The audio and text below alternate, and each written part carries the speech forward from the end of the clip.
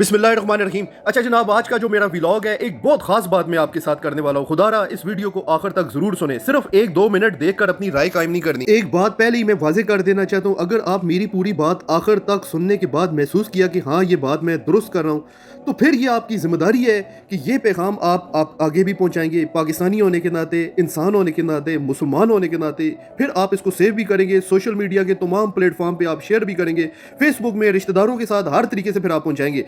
अगर आप मेरी बात से इत्तेफाक नहीं करते, आपको पूरा हक है, आप मुझे अनफॉलो करें, ब्लॉक करें और अगर आपको बात दुरुस्त लगे मगर आप इसे दूसरों तक ना पहुंचाएं, जानबूझकर गुरेज करें, तो फिर जनाब मेरे नज़दीक आपसे बड़ा मुनाफिक शायद कोई नहीं है। ये बात सख्त है, लेकिन मैं आज आपसे नरम अल्फाज में नहीं बल्कि दिल की बात करने आया हूँ। मैंने व्लॉगिंग शुरू क्यों की थी? मैंने व्लॉगिंग इसलिए शुरू नहीं की थी कि मुझे सोशल मीडिया पर व्यूअरशिप आएंगे, लाइक्स आएंगे, फॉलोअर्स बढ़ेंगे। इसके तो बड़े रास्ते थे। सबसे पहले मैं आपसे एक सवाल पूछता हूँ।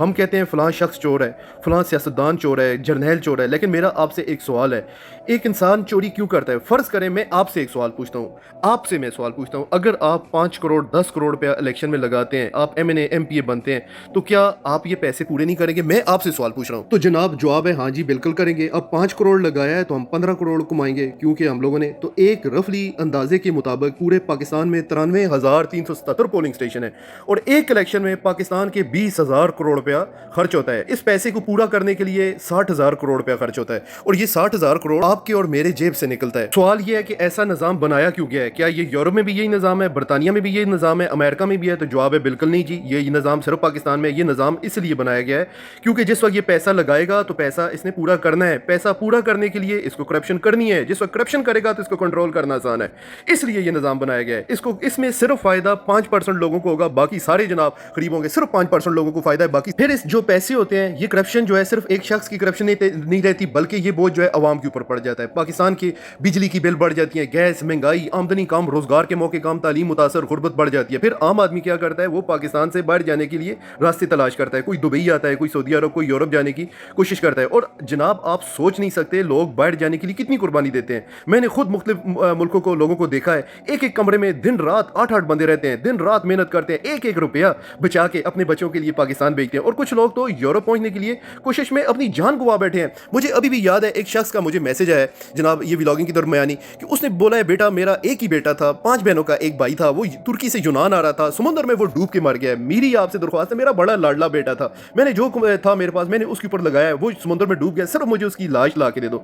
और उसकी शादी हुई थी, 6 महीने जनाब उसकी जनाब शादी की हुए थे। उसने बोला सिर्फ मुझे उसकी लाश ला के दे दो ताकि मैं अपने बच्चे को अपने हाथ से दफना सकूं। ये आप सोच नहीं सकते कि जवान औलाद की लाश उठाना बाप के लिए कितना है, उससे पूछें। मैं सोचता था क्या कसूर है इसके बाप का, क्या कसूर है इसके बेटे का, सिर्फ बस रोजी कमाने के लिए यहाँ पे आए। ऐसे ऐसे लोग देखे हैं 20-20 साल यहाँ पे उन्होंने गुजारे हैं, जिस वक्त वो वापस गए हैं किसी का बाप नहीं है, किसी की माँ नहीं है, जिन लोगों के लिए यहाँ पे आए थे वो है ही नहीं है। एक बंदा मुझे मिला था जनाब, उसने 20 साल के बाद जनाब जिस वक्त गया है, तो जनाब एक बच्चा उसके सामने जवान उसकी काम कर रहा है, अपने भाई से पूछ रहा है कि ये कौन है, तो बोलता है इसको पहचाना नहीं है, ये तुम्हारा बेटा है। यानी अब आप ये सोच सकते हैं, मैं अल्फाज में इसको बयान नहीं कर सकता। नेशनलिटी लेने के लिए लोगों ने मजहब कन्वर्ट किए हैं, अपनी जेंडर चेंज किए, मैं इसको नहीं बता सकता क्योंकि मुझे इखलाकी तरबियत मेरी नहीं है, मेरी औरतें और बच्चे भी ये व्लॉग देख रहे हैं, तो आप समझ जाए जो मैं आपको बात समझाना चाह रहा हूँ। अब सवाल ये है कि आखिर में इंसान इतने मजबूर क्यों है? मेरा सवाल सिर्फ अवाम से नहीं, सियासतदानों से भी है, ब्यूरोक्रेसी, एस्टेब्लिशमेंट, फौजी, पुलिस, डॉक्टर, जर्नैल, जितने भी हैं सबसे।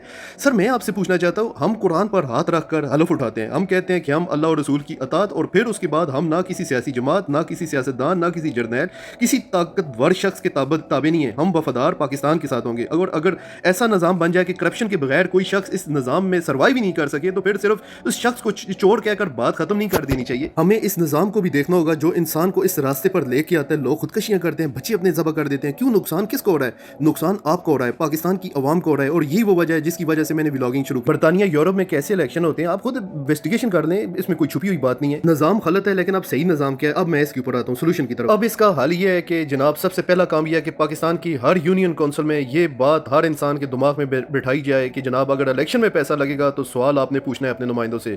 अपने नुमाइंदों से पूछे, ये बात उसको रिकग्नाइज करवाएं कि आज के बाद इलेक्शन में पैसा नहीं लगेगा, आप जिस जमात से भी हैं, क्योंकि जब इलेक्शन में पैसे लगेंगे लगेगा तो फिर वही मसला दोबारा पैदा होगा जिसकी मैं आपको पहले बात कर चुका हूँ। दूसरा काम, मैं ये चाहता हूँ कि पाकिस्तान के हर यूनियन काउंसिल में एक जॉब सेंटर बने। जॉब सेंटर बोले तो एक रोजगार दफ्तर, जहाँ पे जिस बंदे को जॉब चाहिए वो भी वहाँ पे आए, जिसने कोई बंदा रखना है वो भी वहाँ पे आए। ये एक ऐसा प्लेटफॉर्म जहाँ पे जॉब देने वाले और लेने वाले एक प्लेटफॉर्म पे इकट्ठे हो जाएं। यानी एक बंदे को जनाब 15 माइल के अंदर अगर कहीं भी जॉब निकलती है तो जनाब उस सिस्टम में मौजूद हो, कहाँ पे सुजुकियाँ कितनी है, गाड़ियाँ कितनी है, कितने जनाब फैक्ट्रियाँ कितनी है, कितनी जनाब दुकानें हैं, शॉप्स हैं, ये तमाम डेटा उसके पास इकट्ठा हो कि यहाँ पे कितनी जॉब्स हैं, कितने बंदों को जॉब चाहिए। और आप उसके बाद जनाब देखेंगे 100 में से सिर्फ एक बंदे को जॉब मिलेगी, 99% लोगों को जॉब नहीं मिलेगी। ये मैं आपको तजर्बे की बात बता रहा हूँ। फिर हम उनको स्किल सिखाएं, हुनर सिखाएं, ताकि वो जॉब के इंतजार में ना बैठे बल्कि अपने रोजगार खुद। उस यूनियन काउंसिल में कितनी शॉप्स हैं, दुकानें कितनी हैं, इंडस्ट्री कितनी है, कितनी गाड़ियाँ चल रही हैं, पूरा डेटा यूनियन काउंसिल के पास मौजूद हो। फिर हम सिर्फ हर जगह में सिर्फ सड़कें और नालियाँ बनाने की बजाय ये देखें कि हमारे लोकल बिजनेस कैसे चल रहे हैं। वहाँ पे जनाब जाएं, बाकायदा तौर पे वहाँ पे सोलर की प्लेट्स दें ताकि ये बिजली का खर्चा कम हो, कारोबार चले। पैसा सिर्फ बिजली के बिलों में जा रहा है और लोकल इकानमी वापस आए। जो पैसा पुलिस सड़क नाली या जनाब इलेक्शनों पे लग रहा है वो पैसा लोगों की जनाब हालात माशियत ठीक करने में, जनाब उनकी इकानमी, उनके हेल्थ, उनके तालीम के निज़ाम, खास तौर पर इकानमी को ठीक करने में खर्च हो। फिर उसके बाद जनाब सिर्फ यूनियन काउंसिल के अंदर ही नहीं, बाहर के ममालिक में भी मिसाल देता हूँ। यूनियन काउंसिल का कोई शख्स सऊदी अरब में है, दुबई में है, यूरोप में है, इंग्लैंड में, अमेरिका में, कनाडा में, वहाँ पे भी कोई जॉब निकलती है तो वो अपने यूनियन काउंसिल के बताए कि जनाब इस स्किल का बंदा हमें ज़रूरत है, उसकी ये सैलरी है जनाब, उस हिसाब से हम उनको तैयार करें, उनको बताएं स्टूडेंट वीज़े कैसे मिलते हैं, वर्क वीज़े कैसे मिलते हैं, लीगल तरीका क्या है, आप किस तरीके से वहाँ पे जाएंगे, किस तरीके से आपने काम करना है। इसी मॉडल को देख के मैंने अपना टिकटॉक अकाउंट बनाया था। लेकिन ये जो आपका माइंड सेट है जनाब, आपके तावन के बगैर ये नामुमकिन है। ये मैं आपको वाजे बता रहा हूँ, अभी से बता रहा हूँ। और उसके बाद जनाब ई कॉमर्स, ये बड़ा इंपॉर्टेंट है जनाब। पेपाल अकाउंट को पाकिस्तान में फौरन आना चाहिए। पेपाल एक ऐसा अकाउंट है कि जिसके थ्रू आप बैरून मुल्क में अपनी चीज़ें भेज सकते हैं। हम अपनी औरतों को जनाब ई कॉमर्स और इसके अलावा जनाब web designing, graphic designing, freelancing, इस तरह के जनाब कोर्सेज करवाएं ताकि वो घर में बैठ के अपने पैसे कमा सकें, वो पर्दे में रह के जनाब अपनी चीज़ें बैरून मुल्क में भेज सकें। पेपाल अकाउंट एक ऐसा अकाउंट है जिसके थ्रू आपको पाकिस्तान में उसको पैसे मिल सकते हैं, होम बेस्ड उसकी इंडस्ट्री जनाब हो, ताकि उनको हम स्किल्स सिखाएं, कशीदाकारी या इस तरह के स्किल जो तालीम याफ्ता है वो घर में बैठ के जनाब अपने पैसे कमाएं ताकि इकानमी ऊपर हो, उनकी गुर्बत खत्म हो, माशियत हमारी बेहतरीन हो। और उसके बाद जनाब हम लोग बैरून मुल्क में जो हमारे भाई मौजूद हैं, चाहे वो दुनिया के जिस कोने में भी हैं, हम उनको जनाब कन्वेंस करें कि आपने कोई भी चीज़ खरीदनी होगी आपने पाकिस्तान की खरीदनी है, ताकि इसका बेनिफिट पाकिस्तान में जनाब जिस वक्त उनकी डिमांड ज़्यादा होगी तो पाकिस्तान के प्रोडक्ट ज़्यादा जनाब जो है बाहर जिस वक्त सेल होगी तो उसकी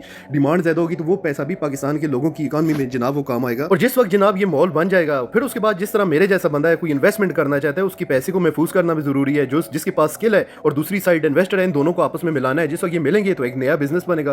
फिर उसके बाद जनाब जो सबसे अहम मैं एक ज़कात सिस्टम लाना चाह रहा हूँ। ये ज़कात सिस्टम आपको बताना बड़ा ज़रूरी है। ये ज़कात सिस्टम ऐसा होगा कि हर यूनियन काउंसिल में एक ज़कात होगी, वो सारे इकट्ठा करेंगे। अब ज़कात लेने वाले जनाब जो है वो पूरा पाकिस्तान है और देने वाला एक है और लेने वाले जनाब 100 है जनाब। तो अब ज़कात का इस तरीके से सिस्टम बनाना है कि देने वाले 100 और लेने वाला एक हो, क्योंकि मैं पाकिस्तान के लोगों को समझ गया हूँ कि सोशल मीडिया में मुझे समझ आई है। उसको इस तरीके से बनाना है कि जनाब जिस वक्त वो ज़कात इकट्ठी होगी, हम लोगों ने जनाब उनको चीनी, घी, आटा नहीं देना, बल्कि उनको जनाब पूछना है कि आप लोग काम क्या करोगे। ये हम लोगों ने जनाब, हमें नालायक लोग नहीं चाहिए, हमें ऐसा बंदा चाहिए कि जो हमें पूरा प्लान दे कि उसने काम क्या करना है। वो पैसा बगैर सूद के उसको कर्जा देना है, वो कर्जा उसने वापस करना है, चाहे वो 1000 रुपया भी करे, क्योंकि ज़कात का पैसा बढ़े।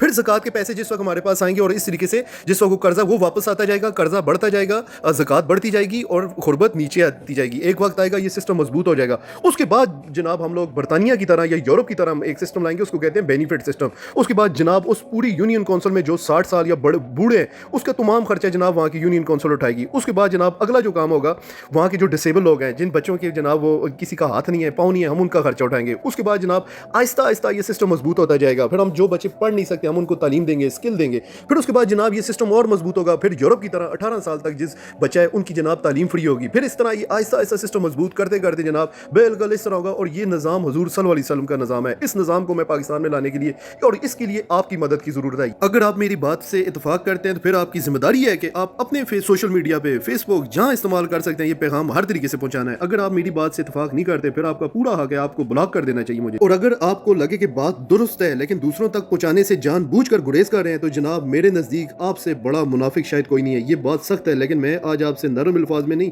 बल्कि दिल की बात करने आया हूँ।